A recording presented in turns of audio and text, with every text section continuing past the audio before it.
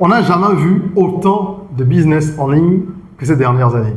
Évidemment, avec l'entrepreneuriat qui explose, les challenges auxquels la jeunesse africaine fait face, il y a de plus en plus de personnes qui se lancent dans des activités en ligne pour vendre ceci ou vendre cela.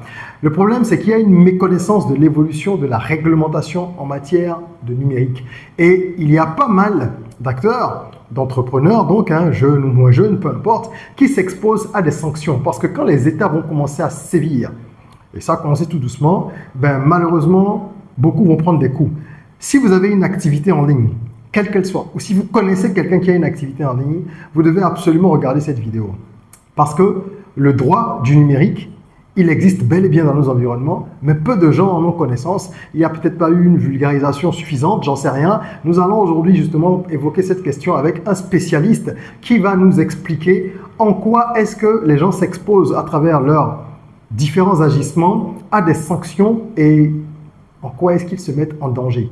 Attention, c'est quelque chose d'important. Ne négligez pas ce dont on va parler parce que nul n'est censé ignorer la loi. On en parle tout de suite. Je suis Régis Sezin, entrepreneur multipotentiel, conférencier, formateur et artiste. Je partage avec vous sur cette chaîne du contenu propulsif pour vous aider à rêver, oser et créer. Alors bonjour. Bonjour. Comment tu vas? Ça va Régis, et toi? Ça va très bien, merci. Merci de nous recevoir. Merci. Alors aujourd'hui, je voulais qu'on parle un peu du numérique. Tu es un spécialiste du domaine. Tu es juriste spécialisé dans le droit du numérique, mais je pense que tu pourras mieux présenter les choses que moi en ce qui concerne ton expertise. Tu l'as dit, je suis juriste. Je me suis spécialisé en droit du numérique depuis 2009. Ok. Et actuellement, j'accompagne les entreprises pour tout ce qui est conformité donc aux exigences du code du numérique. Ok. Que ce soit au niveau du livre 2 qui traite du commerce électronique, du livre 4 pardon, qui traite du commerce électronique, ou du livre 5e qui traite de la protection des données à caractère personnel. Très bien. Donc voilà. Très bien. En fait, ce sont des termes ou des expressions qui peuvent paraître un petit peu floues pour la majorité des gens. J'imagine que les entreprises ont une meilleure connaissance de cela, dans une certaine mesure, et qu'elles vous font appel puisque vous faites de la mise en conformité avec ton équipe. Mais je voudrais que tu puisses expliquer en termes simples à ceux qui nous regardent, parce qu'ils sont aussi concernés. Les gens ont l'impression que le droit du numérique au Bénin ou dans d'autres espaces, parce que dans l'OHADA, c'est en train de se diffuser, n'est-ce pas? Chaque pays prend un petit peu ses marques. Ce sont des sujets nouveaux et les gens pensent que ça ne concerne que les entreprises et parfois même que les grandes entreprises. Donc, on rencontre des gens qui ont des petites boîtes, des TPE ou qui sont même des solopreneurs et qui n'ont aucune connaissance de tout ça. Tu viens d'utiliser des termes qui, pour moi, sont accessibles, mais est-ce que tu peux expliquer à une personne lambda qui ne connaît rien de tout ça, c'est quoi, par exemple, les données à caractère personnel? C'est quoi? En quoi ça a un impact sur une activité entrepreneuriale? Alors, on va dire ça simplement. Les données à caractère personnel, c'est une information qui permet d'identifier une personne. Ok. Mais puisque on est sur ta chaîne, on ira de façon basique. Pour quelqu'un qui organise un événement, oui. Les données à caractère personnel, donc c'est le nom, le prénom, qu'il récupère pour gérer l'entrée et l'accès donc à sa salle d'événement. Ok. Pour quelqu'un qui fait du business en ligne, qui vend donc un service en ligne, que ce soit via WhatsApp Business ou un site type WooCommerce, ce sont donc les noms, le prénom, les données financières qui peuvent être un numéro de téléphone lié à un portefeuille électronique, donc un mobile money. C'est également l'adresse des acheteurs en ligne, parce que après avoir acheté, il faudra bien le livrer. Donc ça également, c'est une donnée à caractère personnel que lui va ensuite transmettre à un coursier qui va procéder à la livraison. Donc données à caractère personnel, c'est une information qui va me permettre de t'identifier, que ce soit directement ou indirectement. D'accord.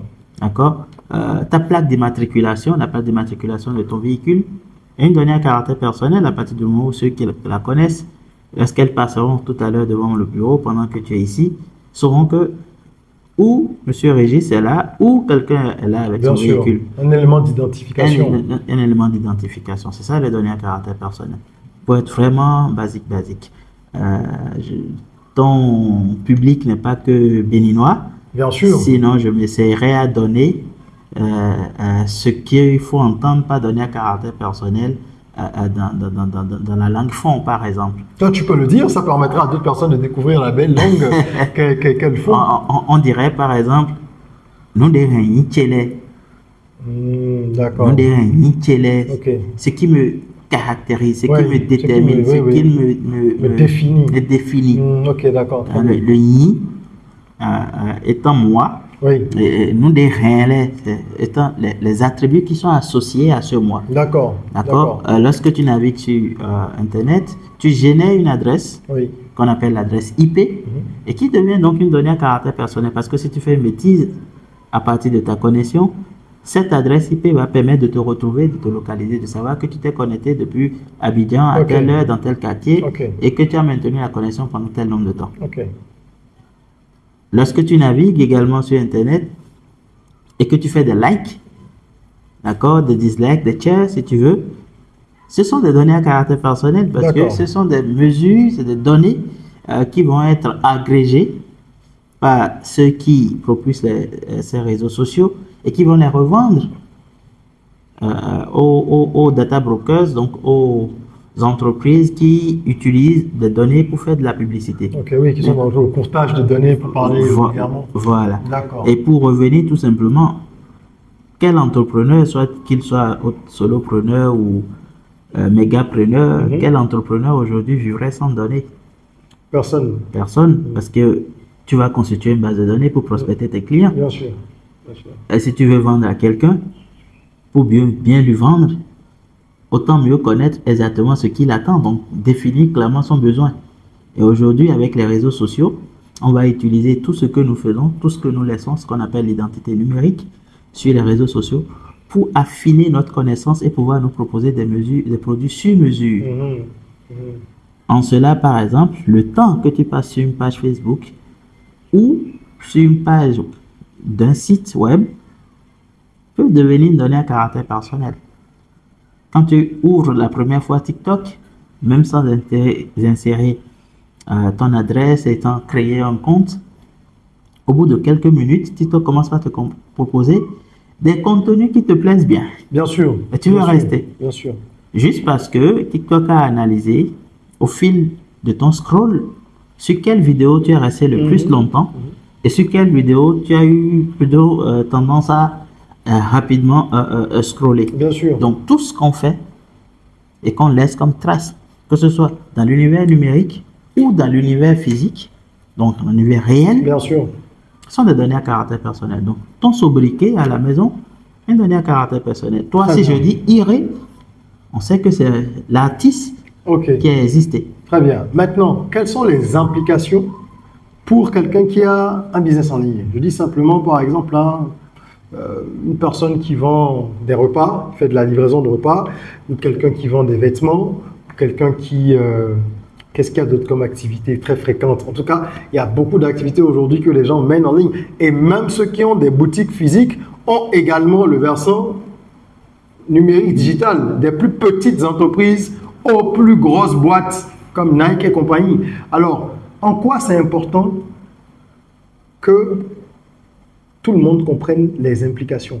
Quels sont les comportements dangereux, par exemple? Est-ce que tu peux nous en citer, que les gens ont en ligne sans s'en rendre compte et qui pourraient se retourner contre eux? Alors, je ne vais pas parler des comportements, je vais juste peut-être prendre un cas parce qu'on est dans le cas de ces trucs. Et on va voir ça ensemble, hein. Je ne l'ai pas en tête, je la crée là tout de suite, je le crée tout de suite. Imagine, d'accord, que tu viens de faire un achat d'un plat, un repas, à travers une application qui a été développée par un solopreneur. Puisque tu as acheté à manger pour midi, il faut que le repas arrive, n'est-ce pas? Le vendeur remet ton adresse à un coursier. Donc, localisation, numéro de téléphone pour te contacter lorsqu'il arrive. lui devrait débarquer chez toi avec le repas et te servir. Et imagine que ce coursier te connaissait. Et quand il découvre l'adresse qu'on lui communique, le numéro, le nom, il se rend compte, il se rappelle d'une vieille rancœur qu'il y a eu entre vous. Et il s'autorise d'injecter quelque chose, d'introduire quelque chose dans ton repas avant d'arriver chez toi. Il te livre le repas, tu le manges, et il y a une intoxication qui s'ensuit. Qu'est-ce que tu serais tenté d'interpeller tout de suite? Évidemment, le commerçant. Évidemment, le commerçant. Donc, ça résume un peu les risques dans le milieu. Si tu es un commerçant, que tu constitues une base de données ou que tu reçois des données à caractère personnel et que tu ne sais pas comment les garder, alors c'est toute ton activité que tu mets en danger. Mais ce que tu dis est assez fou parce qu'on ne se rend pas compte à quel point, en fait, je crois que 90% des gens au moins sont exposés sans s'en rendre compte. Parce que les données transitent tout le temps. On donne le numéro, comme tu l'as dit, à un coursier, on donne ça à un collaborateur, on fait ci, on fait ça. Mais quelle solution est-ce que on peut mettre en place sans que ce soit trop coûteux, si on n'est pas une très grosse entreprise? Comment est-ce qu'on peut faire? Comment on peut s'approprier d'ailleurs le code du numérique? Ce sont des documents volumineux. Les gens ne vont pas les lire. Est-ce qu'il y a des politiques de vulgarisation déjà? Ou qu'est-ce que tu conseilles en fait aux gens pour rentrer dans l'intelligence de tout ça? Alors, le code, tout entrepreneur ne va pas devenir juriste. Oui, bien sûr, ce n'est pas du tout le but d'ailleurs. Après, lorsque tu fais une activité, il est bien de te renseigner sur quelles sont les implications juridiques autour de ton activité. Bien sûr. On ne va pas dire implications juridiques, mais qu'est-ce qu'on a responsabilités incidentes? Qu'est-ce que, sur quel terrain ta responsabilité peut être évoquée lorsque tu fais une activité? Et puisque tu viens de savoir que si tu remets à quelqu'un, tu remets à un coursier qui risque de porter atteinte à la vie ou à l'intégrité de ton client, il faut que tu te renseignes sur comment est-ce qu'on fait pour que ça n'arrive pas. Alors, comment est-ce qu'on fait pour que ça n'arrive pas? Premièrement, il faut s'assurer de constituer une base de données de qualité. C'est-à-dire? De qualité, c'est-à-dire, tu ne dois pas, par exemple, si tu dois faire de la prospection, aller récupérer tous les numéros que tu trouves, créer ta liste de diffusion, balancer des messages à longueur de journée. Ce que les gens font souvent, j'ai 300 numéros là, je vais... Voilà. Tous ceux qui sont dans ton répertoire non plus n'y sont pas parce qu'ils ont voulu recevoir de la prospection commerciale de toi.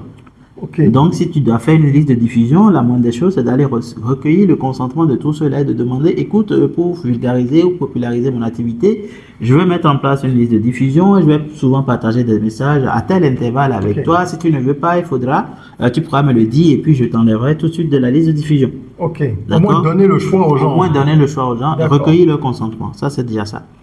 Dans le cadre que je viens d'évoquer tout à l'heure, c'est tout simple. L'autre chose qui serait bien de faire là, c'est de ne recourir qu'à des prestataires qui présentent un certain nombre de sérieux. Les personnes qui vendent en ligne aujourd'hui ont la fâcheuse habitude d'utiliser un cousin, un zème pour par exemple faire livrer. Si tu recours à un cousin, un zème, un ami du quartier ou quelqu'un qui s'est levé du jour au lendemain et parce qu'il ne trouvait pas de boulot a mis une affichette sur Facebook pour dire qu'il fait de la livraison, déjà ça veut dire que toi-même tu es complice un peu parce que tu ne choisis pas quelqu'un qui présente la garantie de crédibilité. Tu veilles bien à ce que ton repas soit bien préparé, n'est-ce pas? Puisque tu veux que les gens mangent. C'est de la même manière que l'acheminement également doit être sécurisé. Ton processus qualité se suit juste là-bas. Donc, tu regardes dans la liste des prestataires de courses les plus sérieux et ceux qui sont en conformité avec le code. D'accord? Ensuite, même s'ils sont en conformité, ça ne te coûte rien d'anonymiser. Et ça, c'est 0 francs. Si je veux t'envoyer un repas et que je dois confier ça à un livreur, je ne suis pas, par exemple, obligé de lui communiquer ton nom. Je peux juste lui communiquer ton numéro de téléphone et ton adresse. N'est-ce pas? Bien sûr. Je peux également m'arranger, par exemple, puisque aujourd'hui, avec les technologies TIES, qui permettent de connaître le nom de quelqu'un et tout ça juste parce qu'on a son numéro. Donc, je peux également faire en sorte par exemple, de respecter mes délais, de ne pas devoir du tout donner de numéro de téléphone. Ou d'avoir une application qui permet à ton client de suivre la course et de savoir que le livreur il est à tel point. Et donc, quand le livreur arrive, un peu comme avec les applications de VTC, VTC, là. quand le livreur quitte, le client sait qu'il a quitté. Quand il arrive, dans l'application, il reçoit également un message qu'il est arrivé. Okay. Donc déjà, on limite la diffusion de la donnée à caractère personnel ou en tout cas, on fait tout possible pour le mieux possible anonymiser. On peut ne pas aussi agir sur ce terrain et regarder l'objet. Le repas que je vais remettre, ça peut être donc touché. Si ça peut être touché, quelle politique d'emballage je mets en place pour m'assurer qu'il ne sera pas corrompu avant d'arriver à destination. D'accord. Donc, voilà de petites idées qu'on peut mettre en place pour sécuriser ce type de truc. Mais ça me fait penser, excuse-moi, hein, ça me fait penser à quelque chose. Tout à l'heure, tu parlais du consentement des gens. Dans le email marketing, on parle beaucoup de opt-in. Je ne peux pas utiliser normalement l'email d'une personne qui n'a pas donné son accord en peut-être renseignant elle-même son email pour soit télécharger un lead magnet ou quelque chose. Il faut qu'il y ait eu un échange et que la personne ait volontairement donné son email. Est-ce que tu es en train de nous dire que pour WhatsApp, par exemple, c'est pareil? Parce que là, ça voudrait dire que quasiment tout le monde en ferait cette règle. Donc, même sur WhatsApp, on devrait avoir le consentement des gens avant de leur envoyer des messages. Si vous devez leur envoyer des propositions commerciales, oui, oui, bien sûr. Si elles ne l'ont pas sollicité, vous ne pouvez pas le leur envoyer. D'accord. À la notion de opt-in, oui, s'oppose la notion de opt-out, qui doit être obligatoire, qui est obligatoire quand on parle de ceci. Et chez nous, du moins, quand on parle de commerce électronique, c'est deux obligations qui ont des implications. Le opt-in suppose un consentement explicite. Ok. Ça veut dire que ce n'est pas recevoir. Parce que, par exemple, j'ai mis mon mail pour télécharger ton e-book que j'ai accepté de continuer à recevoir par la suite, oui, bien sûr, du mailing de toi. Oui, absolument. Si tu veux que je continue à recevoir après avoir téléchargé, tu m'informes avant, lorsque tu mets le formulaire de renseignement de mon mail, avant que je clique envoyer, il faut que je lise clairement que je pourrais être... C'est pour ça qu'il y a des cases précochées par certains commerçants un peu malins. Et justement, précoché, ça va contre la logique de consentement explicité et éclairé. Mais ça se fait beaucoup, pas qu'en Afrique. Hein. Oui, pas qu'en Afrique. Ça se fait beaucoup. Pas qu'en Afrique, hélas, mais justement, en Europe, tu sais, ici, quand tu enfreins tout ce que je dis, c'est le maximum, c'est 100 millions de francs CFA de sanctions. Oui, quand même, ça a déjà tué beaucoup de business, 100 millions. Ben, ça fait 65 000 euros. Oui, oui. Les plus petites sanctions dont on entend parler. 000 euros, ok. Voilà. Donc, les plus petites, comment on appelle, sanctions dont tu entends parler en Europe, c'est 220 000 euros, 225 000 euros. Et ça, c'est vraiment les plus petites. Il y en a qui ont reçu jusqu'à 1,94 milliard de sanctions. C'est fou. Donc, c'est anecdotique. Bien sûr. Après, ce n'est pas si anecdotique que ça.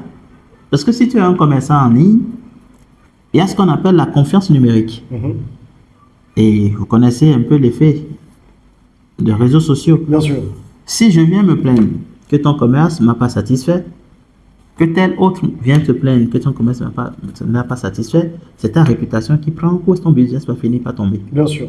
Donc, oui, c'est fait, mais c'est pas parce que c'est souvent fait que c'est juste. Non, non, moi je soulevais juste pour vous montrer que finalement il y a beaucoup de gens qui ne respectent pas les règles.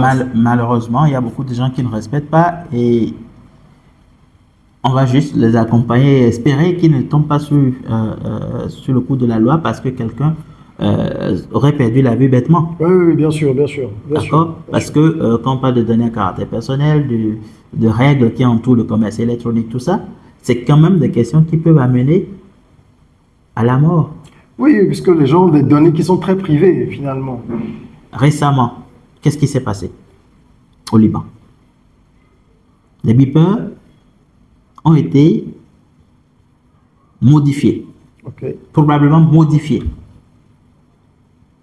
Et ça a pété. un certain millier de beepers. Que portent généralement les employés d'hôpitaux et consorts pour éviter le bruit que génère le téléphone et tout, et pour communiquer entre eux. L'une des hypothèses plausibles, c'est que lorsque la commande a été passée, d'accord, c'est l'une des hypothèses, une fois les équipements fabriqués, ces équipements ont été interceptés et modifiés avant la livraison. D'accord. Donc les personnes qui portaient les beepers pensaient porter des beepers sains. Ok, d'accord. Mais en temps, puisque quelqu'un a intercepté les colis, et il n'avait plus de beepers sains. Si on ramène ça à la question de la nourriture de tout à l'heure. Par exemple, bien sûr, c'est exactement... Vous voyez comment est-ce que... Et combien de personnes sont décédées dans cette affaire? Près de 11 vies humaines sont perdues et il y a beaucoup de blessés. Ah oui. Et ça aurait pu faire plus de dégâts. Bien sûr. Donc, entre l'achat et la livraison, surtout en matière de commerce électronique, il faut que la personne qui vend dispose d'une politique de confidentialité claire qui lui permet de protéger la vie privée et les données à caractère personnel de ses clients. Pour se protéger elle-même, Pour se protéger, in fine, elle-même. D'accord, très bien. C'est très intéressant parce que on se rend compte qu'il y a plein de subtilités comme ça qu'on ne connaît pas, puisque Internet, c'est un monde encadré, mais on n'a pas vraiment l'information.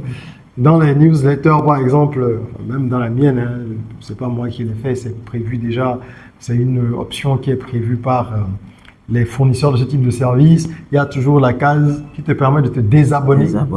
Si tu n'es pas intéressé ou plus intéressé par ces informations. Et bien sûr, on te renvoie sur plusieurs pages pour essayer de te conserver là dans la liste.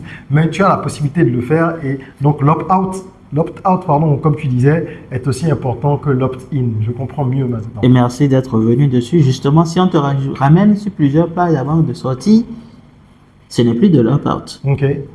C'est une diversion cognitive où parfois, c'est qu'on te dit désabonner. Quand tu cliques, tu arrives là-bas. On te dit de confirmer le désabonnement. Oui, bien sûr. Et au lieu d'avoir le bouton vert pour confirmer, le précoché, c'est sur le nom. C'est sur le nom. Ça, c'est des diversions cognitives qui vont amener l'utilisateur à rester quand même lié au service. Ça, donc ça, c'est pas de l'opt-out. Le principe de l'opt-in et de l'opt-out, c'est que d'accord, j'ai été onboardé, je dois être disbordé. Je suis arrivé, je peux partir. S'il m'a fallu qu'un seul clic pour me retrouver dans la base de données, il ne me faut pas plus qu'un clic pour en sortir. Donc techniquement, lorsque vous paramétrez le désabonnement automatique dans vos newsletters, une fois que la personne clique se désabonner, dans la base de données de ton outil, comment on appelle, ton outil gestionnaire de ton site, systématiquement ce nom est enlevé de cette liste et rangé dans une autre catégorie de désabonnés. Oui, bien sûr. Mais si tu dois faire promener des personnes sur des pages, alors tu ne fais plus de l'opt-out et quand on va t'attraper, quand on va te mettre la main dessus, ce sera comme si tu ne l'avais pas fait. C'est vrai, donc on va retenir ici que le consentement, c'est le mot le plus important. Et ça me rappelle d'ailleurs qu'il n'y a pas si longtemps que ça, j'ai des partenaires américains avec qui j'ai échangé et au terme de notre échange, donc de la mission, ils m'ont envoyé un mail, c'est maintenant que je fais le lien, en me demandant si je leur donnais l'autorisation de conserver mon mail dans leur base. On a travaillé ensemble, hein, mais ils me demandent est-ce qu'ils peuvent le faire et si oui, de bien vouloir cliquer sur tel lien. Pour montrer que l'implication dont tu parles est réelle, que bon, les grandes boîtes, il y a des départements juridiques et tout ça, c'est normal, hein, ils arrivent à le faire plus facilement. Mais même quand on est un petit commerçant, on doit prendre l'habitude de chercher des solutions pour minimiser les risques. Est-ce que c'est très intéressant. Je pense qu'il faudrait qu'on ait plus de temps pour parler plus en détail de certains aspects parce qu'on doit éduquer un peu la population, c'est-à-dire nous, hein, on doit s'éduquer à tout ça. Le code du numérique est vraiment en train d'être appliqué tout doucement dans plusieurs pays africains. Est-ce que tu as un conseil particulier pour clôturer ce petit échange qui me fait déjà beaucoup réfléchir personnellement? Est-ce que tu as un conseil à l'endroit de tous ceux qui exercent en ligne un business ou un autre? Je ne sais pas si tu me permets de faire une autopublicité. Oui, bien sûr. Je dirais que tout est question de responsabilité et de vision et de supervision. Ok. Je peux me taguer d'être parmi les premières personnes qui ont créé des plateformes pour faire de la vente en ligne. On était peut-être en 2006 ou 2005, où il y avait l'avènement des sites. Et je me rappelle très bien que la première chose que je me suis empressé de faire, peut-être parce que j'étudiais le droit, Ok. c'était de prendre un petit papier et d'écrire des conditions générales de vente. Et CGV. Ça tenait en 17 points, un truc de ce genre, où j'expliquais que voilà, un produit acheté n'était pas retourné, C'est ça. que pour me payer, il fallait faire comme ceci, et que si on doit exercer un droit de retour, ça doit se faire dans telle date, que moi je dois confirmer si je dis exactement, dans la mesure de ma possibilité, Bien sûr. dans ce que je voyais comme scope de mon activité, quelles étaient les règles à respecter. Je pense que c'est la base. Tu es sur WhatsApp Business, ta condition générale, trouve un endroit, un encart là-bas, dépose ça là. J'espère que vous entendez, hein. Même sur WhatsApp. Tu vas créer une liste de diffusion. Prends un petit temps, puisque c'est des contacts qui sont dans ton téléphone, Bien sûr. fais-leur un petit message et demande-leur est-ce qu'ils voudraient bien recevoir ces messages. D'accord? Tu vas collecter de la donnée. D'accord? Peut-être que tu tiens un fichier Excel et tout. Arrange-toi pour que ton ordinateur soit sécurisé, que ça ne tombe pas entre les mains des personnes à qui ces personnes n'ont pas communiqué leurs données. Oui, c'est ça. Tu vas procéder à la livraison. D'accord? Choisis donc des livreurs sûrs. Un livreur sûr, c'est vrai, ils ne sont pas tous en règle au Bénin, mais c'est déjà quelqu'un qui a une entreprise qu'on connaît. Et puis toi aussi, puisque tu veux vendre, pour paraître sérieux, la moindre des choses, c'est d'afficher tes mentions légales. Les mentions légales, c'est quoi? C'est tout simple. C'est comment tu t'appelles. C'est ce qui te donne l'autorisation de faire ce que tu fais. Si tu as un registre de commerce, tu l'affiches. C'est où est-ce que tu fais ton activité. Ça te donne un peu plus de confiance quand même de savoir que je ne discute pas avec un fantôme. D'accord? En dehors de cela, donc choisis un bon sous-traitant pour les courses. Par exemple, oui. Ça peut être plus cher, mais ne choisis pas des individus qui se baladent, qui n'ont aucune, dont tu n'as plusieurs fois, je pense que j'ai vu même, l'autre fois, ça ne se passe pas au Bénin. En tout cas, celui qui a fait le témoignage n'est pas au Bénin, mais ça ne veut pas dire que ça ne se passe pas au Bénin. Oui, ça peut se passer partout, bien sûr. Des livreurs qui, après avoir livré, vont harceler les personnes qu'ils ont livrées pour leur demander de l'aide, des trucs comme ça, parce qu'ils estiment que puisqu'ils sont allés servir un repas de 8000 francs de telle... La personne... Et je pense que c'est une Ivoirienne qui a mis ça sur Facebook l'autre fois, j'ai vu.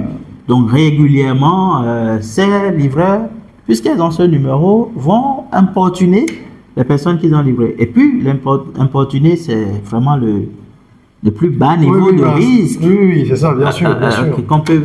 ça peut être aussi du harcèlement, ça peut être du racket, ça peut être du chantage, parce qu'une fois que j'ai ton numéro, je peux quand même commencer par dire ah oui, il y a tel. Peut-être qu'en arrivant aussi, l'autre aussi n'a pas été attentionné à laisser voir qu'elle a un enfant. Je peux aller chercher avec ton nom tes profils sur les réseaux sociaux, bref, beaucoup de choses peuvent se passer.